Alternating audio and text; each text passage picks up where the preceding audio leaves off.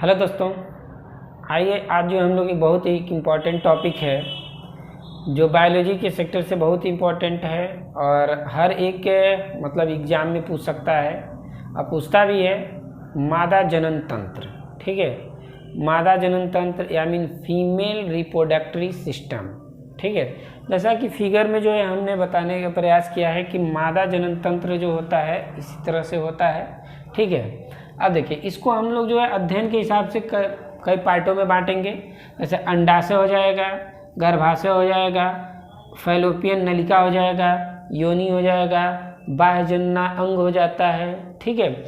इस तरह से जो है हम लोग इस पर चर्चा करते हैं। तो सबसे पहले जो है हम लोग बात कर लेते हैं अंडाशय। पहले तो इसी की बात कर लेते हैं कि ये स्थित कहाँ होता है, ठीक है ना। जैसे इसमें एक हमारी हेडिंग बनेगी अंडाशय, ठीक है। अंडाशय को जो है हम लोग बोलते हैं ओवरीज, ठीक है, ओवरीज। अब देखिए, अंडाशय जो होता है यह 3 सेमी लंबा होता है। कितना? 3 सेमी और 2 सेमी चौड़ा होता है, ठीक है ना। आप याद कर सकते हैं, 3 सेमी लंबा होता है और 2 सेमी चौड़ा होता है तथा 0.8 सेमी इसकी मोटाई होती है, ठीक है। और यह जो होता है यह उदर गुहा में, ठीक है ना, उदर गुहा में और किडनी के नीचे, किडनी के से मतलब नीचे और श्रोणि मेखला के पीछे जो है वहीं पर स्थित होता है और यह प्लेसेंटा के या गर्भाशय के पास में होता है, ठीक है। कहाँ होता है? गर्भाशय के पास में होता है। इसका कार्य होता है यहाँ से अंडाणुओं का जो होता है अंडाणु, ठीक है ना, अंडाणुओं का यह निर्माण करता है, ठीक है। अब देखिए, बस इसका इतना ही काम होता है। दोनों साइड में होते हैं, इधर भी होते हैं और इधर भी होते हैं। और जो होता है इसमें से जो होते हैं 2 हार्मोन रिलीज होते हैं। एक का नाम होता है प्रोजेस्टेरॉन और एक का नाम होता है एस्ट्रोजन। प्रोजेस्टेरॉन और एक होता है एस्ट्रोजन, ठीक है।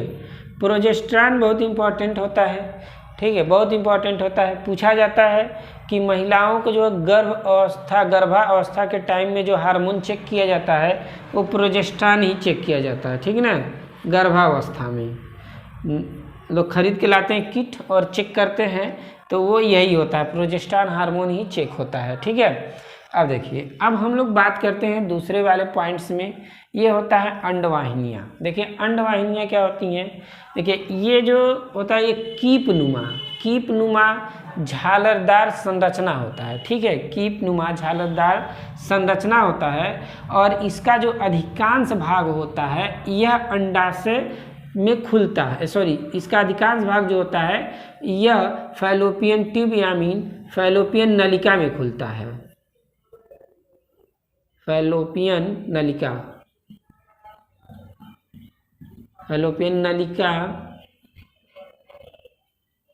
में खुलता है। और देखिए, यही फैलोपियन नलिका है, ठीक है ना, जिसमें अंडाणु और अंड होते हैं, वृषण से निकलते हैं, वो मिल करके यहीं पर क्या होता है? निषेचन होता है, ठीक है ना।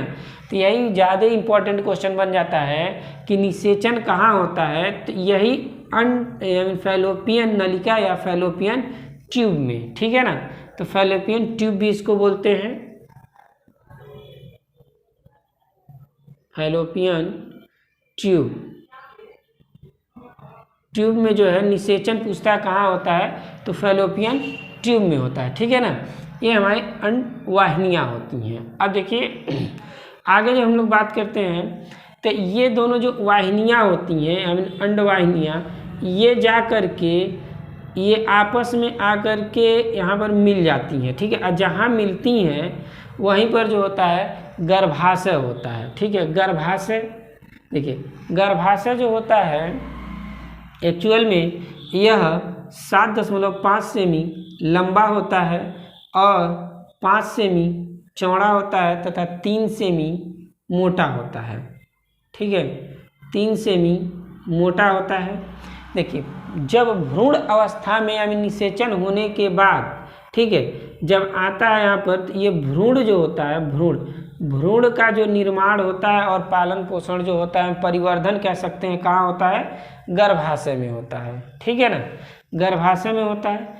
अब गर्भाशय के बाद जब हम लोग बात करेंगे तो इसका गर्भाशय का सबसे निचला और अंतिम पार्ट जो होता है वो कहलाता है योनि। ठीक है, योनि। योनि जो होता है इसे वैजाइना के नाम से भी जानते हैं। यह 7 से 10 सेमी लंबा होता है। ठीक है, लंबा होता है। यही जो होता है, यह जो होता है यह मूत्राशय व मलाशय के मध्य स्थित होता है। ठीक है ना, के मध्य में स्थित होता है। इसका जो कार्य होता है योनि का, एक तो मूत्राशय हो गया के और मलाशय के मिड में स्थित होता है। यह पुरुषों के ठीक है, पुरुषों के शिशन का प्रवेश मार्ग है। शिशन का प्रवेश मार्ग है और बच्चे का प्रसव जो होता है, बच्चे का प्रसव इसी से होता है। और रजोधर का भी मार्ग है।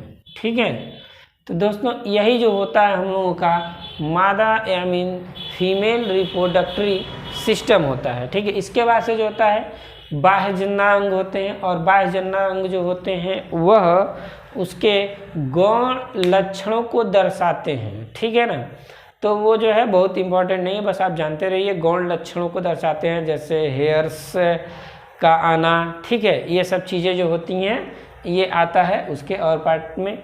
तो आई होप दोस्तों वीडियो काफ़ी पसंद आया होगा, तो वीडियो को ज़्यादा से ज़्यादा शेयर कर दें और चैनल को सब्सक्राइब कर दें, और ऐसे वीडियो देखने के लिए ज़्यादा से ज़्यादा कमेंट भी करें। थैंक यू दोस्तों।